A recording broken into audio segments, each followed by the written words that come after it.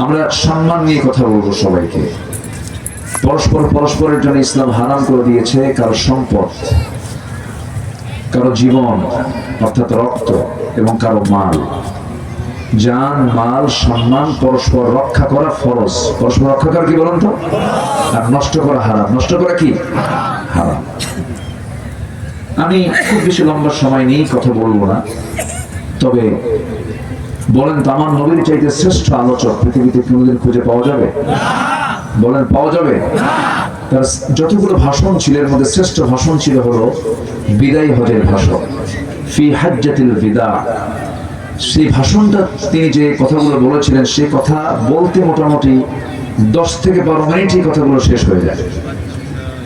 তাহলে পৃথিবীর সেরা ভাষণ যা মোটামুটি 15 থেকে 20 মিনিটের মধ্যেই কাভার করেছেন মুহাম্মদ সাল্লাল্লাহু আলাইহি ওয়াসাল্লাম। কিন্তু আমার দেশে শ্রোতাও কম জ্ঞানী না, আবার যারা আলোচক তারাও কম জ্ঞানী না। 2 ঘন্টা শোনার পরও কয় না আরেকটু হলে ভালো হতো। আমি কি বুঝতে পারতেছি আপনাদেরকে? আমলের নিয়তে যদি কেউ আলোচনা শুনতে চান খুব বেশি কিছু লাগে না, আমল থাকতে হবে। আমলের নিয়তে আমরা দ্বীনের আলোচনা শুনবো, যেটা বলি ইনশাআল্লাহ।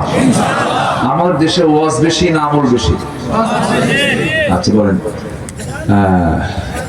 নামাজি বেশি না ইমানদার বেশি? নামাজি বেশি। নামাজ নাই কিন্তু ইমান তো আছে। নামাজ নেই কি আছে? ইমান আছে না, এটা করা যাবে না। আমরা নামাজি ইমানদার হবো, যেটা বলি ইনশাআল্লাহ।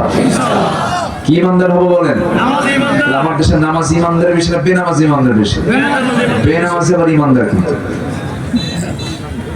আমি ফতোয়ায় যাব না, চূড়ান্ত কথা আমি বলবো না, তবে আল্লাহর কাছে সবচেয়ে বড় অপরাধ হলো নামাজ ছেড়ে দেওয়া।